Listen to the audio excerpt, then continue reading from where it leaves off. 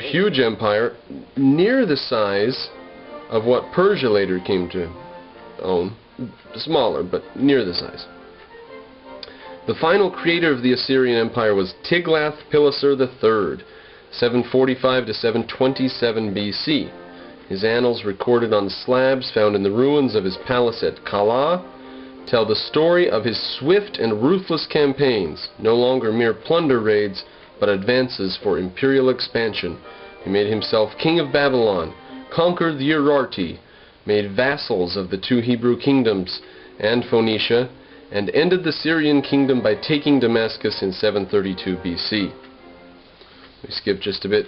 With Sargon II in 722 to 705, so Tiglath-Pileser created the empire 745 to 727.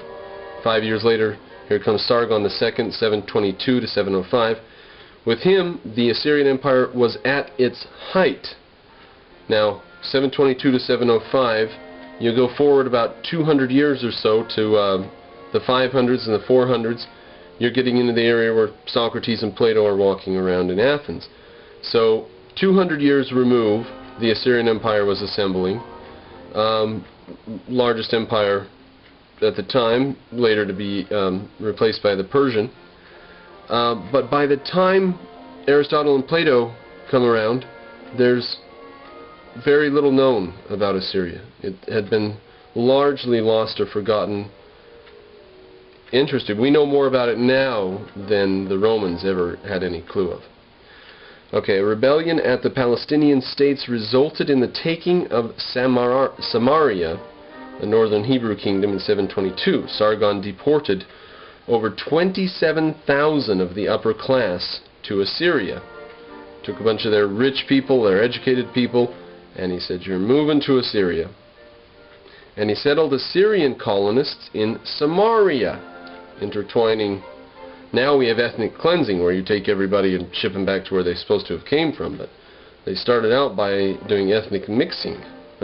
Multiculturalism, the oldest story in the book, ladies and gentlemen. The devastating effect of the Assyrian campaigns may be realized by the fact that over 200,000 people had been deported within the short space of less than 25 years. 25 years, my goodness, that sounds actually rather easy to do.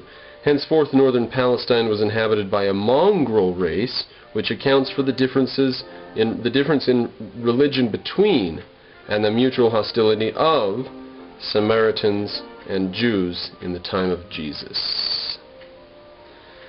And we skipped over a lot of the religious stuff they were talking about. But there you go. That's why there was so much disagreement and hatred among people in the time of Jesus, was because of the movements back and forth of multicultural intertwining of populations by the Assyrian Empire. The petty kings of Palestine, egged on by Egypt and Babylon, continued their rebellions regardless of the wise opposition of the prophet Isaiah. Might as well strike that, huh? So the prophet Isaiah told them to stop, but they kept on going. Sargon ruthlessly crushed them all. He also again subdued Babylon in 709 BC, won over the Urarti, and penetrated into Asia Minor even as far as the Halys River, Halys. It was he who built the royal residence at Dur-Shurakum, Sargonsburg, northeast of Nineveh, on a scale vaster than anything yet known in Asia, even in Babylon. So the Assyrians outdid Babylonia proper. The entire space within the walls was a mile square, and the palace building covered 25 acres. 25-acre palace.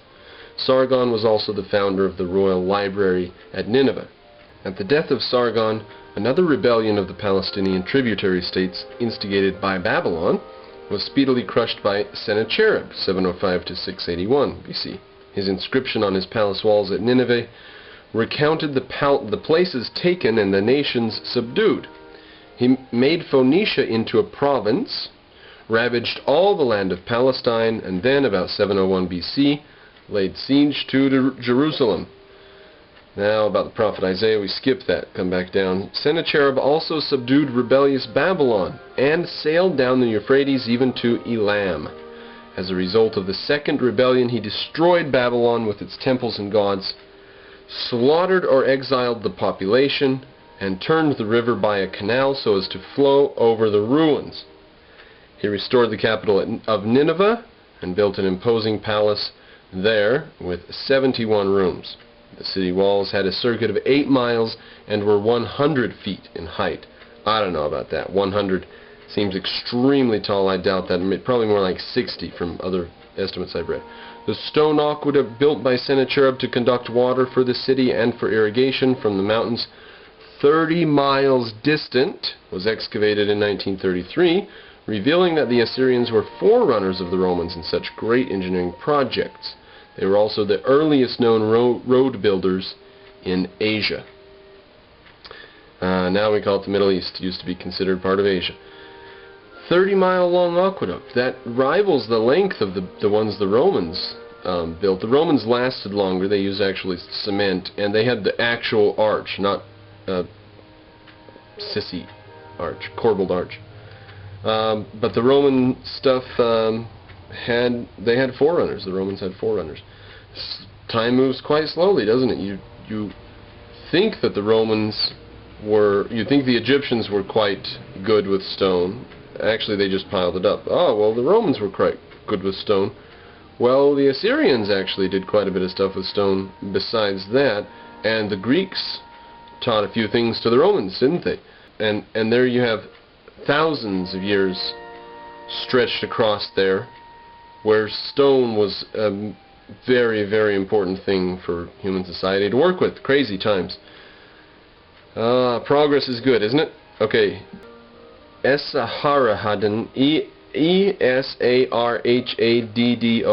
from 681 to 668 BC, invaded Egypt and took Memphis. He called himself the king of the kings of Egypt. He rebuilt Babylon. We skipped just a bit there. He restored its religious, political, and commercial supremacy. But it would not be long before the new Babylon would aid in the overthrow of Assyria. So he rebuilt it only to have it rise again and plague them yet again in the future. Ashurbanipal, 668 to 626 BC, succeeded in dominating all of Egypt to Thebes, ruling it through vassal princes. He was faced with the usual rebellions in the empire, but he crushed them all in turn by the principle of divide and rule. His conquests of Elam and destruction of Susa was the last great military achievements of Assyria. But here again, the removal of its rival, Elam, was dangerous to Assyria, for it opened the way for the Iranian invaders. You create a power vacuum, someone's going to rush in to fill it, one of the oldest rules in history. The Assyrian Empire had now reached its greatest extent and its height of wealth and civilization, though threatening danger loomed from Cimmerians and Medes in the north and east, and from rebellious Babylon to the south. Ashurbanipal erected splendid buildings in Nineveh, Babylon, and other cities, and had the images of the Babylonian gods returned to their temples with elaborate ceremonies. He was a distinguished patron of art and letters, and was known to the early Greeks as Sardanapalus, instead of, Ashurbanipal was what they called him in Assyria. His library of cuneiform tablets and cylinders containing the official archives, business documents, and religious and scientific literature of Babylonio-Assyrian civilization is a monument to his intellectual interests. Right? So, not just savages. The Assyrians actually had quite a lot in the way of literary and civilization trappings of civilization. It's a monument to his intellectual interests and to the fact that Assyria, at its best, was far more than a crude warrior nation, devoid of higher culture. More than that. The mighty empire, however, was facing its doom. The annals break off suddenly in 636 BC. All of a sudden, nothing more. 10 years before the close of the reign of Assyria's last great ruler. Egypt soon freed itself by the aid of Greek mercenaries, and entered upon a brief but brilliant period of independence, during which it attempted to regain empire in Palestine. Elam was won by Media, and the Scythians from the north overran all of Western Asia to the Egyptian border. The Chaldeans of New Babylon gained